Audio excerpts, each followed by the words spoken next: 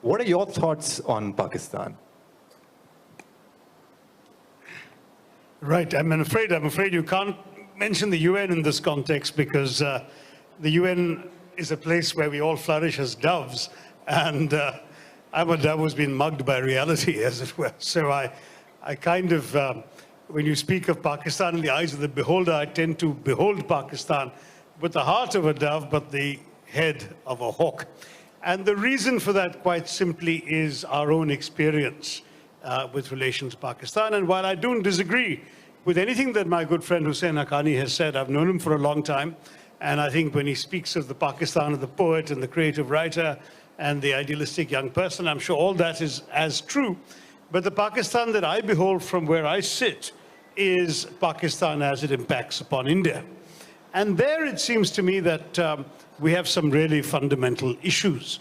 First of all, there is the core problem, which in my view is not Kashmir. I think the real problem between us and Pakistan is the nature of the Pakistani state. It is a state which, to paraphrase Voltaire on Prussia, in India the state has an army, in Pakistan the army has a state. And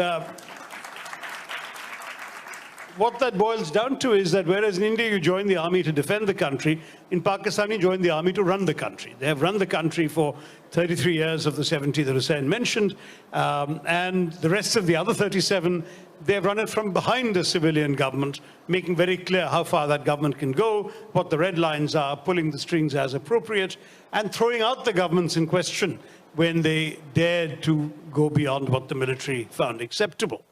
On top of that, the military is present, as Ayesha Siddiqa has demonstrated in her book, not just in the military establishment or when they're ruling in the government establishment. The military is involved in everything. It's involved in real estate, it's involved in import, export, it runs petrol stations, universities, think tanks. They're present in all walks of life, and it's a cradle to the grave profession. Once you get into the army, essentially, once you reach a position of any consequence, you don't really need to retire unless you want to. You can continue doing things that the military assures for you. And that kind of dominance has meant that Pakistan is now the country whose army has the single largest share of GDP of any country in the world. There is no country in the world whose army disposes of a larger percentage of either the government's budget or of its gross domestic product. Now, how does the Pakistani military get away with justifying this disproportionate command of its nation's resources? It can only do so by pointing to trouble on its frontiers, ideally on both, or at least complete quiescence on one side and hostility on the other, so that they have a justification for allowing the military to dominate their society. In these circumstances, we're looking at a situation where whenever India has attempted with as much sincerity as one can muster to make peace, it has always been met with a military response by the military who stands to lose from that peace. So we talk to a civilian government. The civilian government may sometimes be genuinely anxious to move ahead with peace. And then so Mr. Vajpayee makes his bus trip to Lahore. There's 3 months of talk about the spirit of Lahore. And meanwhile, of course, the Pakistani soldiers, not dressed in military uniform, cross into the heights of Kargil, and you know the rest. Or the subsequent peacemaking efforts, Agra was followed by, a few months later, by the attack on our parliament, etc., etc. We can have example after example.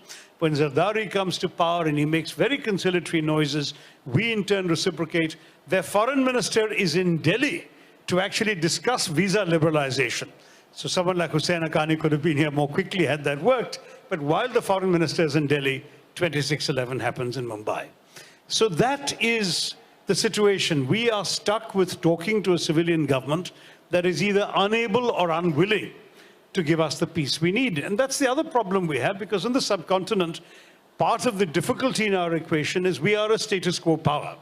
There is nothing Pakistan has that we really want. Yes, we do maintain a claim to Pakistan, so-called Azad Kashmir, Pakistan occupied Kashmir as we call it. But my own view is that we maintain that claim essentially in order to have something to give up in a settlement. We are not realistically going to try and claim that back. Indeed, when we actually won some territory in '65, that is territory that belongs on our maps to us. We still gave it back in the Tashkent peace settlement in January '66. So the fact is, this is not a part of Kashmir we realistically are aiming to get back. Therefore, we can truthfully say there's nothing we want from Pakistan except peace. Whereas Pakistan does want something we have, and they have this long-standing claim to the Valley of Kashmir as something they consider the unfinished business of partition. And as long as they have that chip on their shoulder, and as long as they have all the other historical baggage, they will continue doing what they've been doing, which is trying first through conventional warfare and failing, and then trying through militants, terrorists, and other proxies to divide India. There are accounts of how they first thought they could do to India through Punjab, through the Khalistan movement, what we had done to them as they saw it with Bangladesh. When that failed, Kashmir was the next opportunity, and they started sending people across. Today, the Pakistanis have a somewhat more innocent narrative of saying, look, how can you accuse us of being terrorists when we are the biggest victims of terrorism? Yes, but the problem is that those terrorists are homegrown. It's their own chickens coming home to roost. The terrorists whom they have armed, financed, guided, encouraged, unleashed on the hapless Afghans, because after all, the Taliban was a wholly owned subsidiary of the Pakistani ISI, that they continue to send to us, as we know from the chilling evidence we've heard of 26/11 being commanded while it was happening by a handler from Pakistan. All of that evidence is available to us and to the rest of the world, and yet we have this innocence being proclaimed by Pakistan. I'm sorry, it just won't wash. There is no moral equivalence. Yes, sorry, more Pakistanis are dying because of terrorism than Indians are anymore in any particular year in the last few years. But those people are not dying because of people armed, trained, officered, paid for, supplied from India and sent across to Pakistan. They are a homegrown problem, whereas we sadly are losing citizens to terrorists and militants sent from across their border.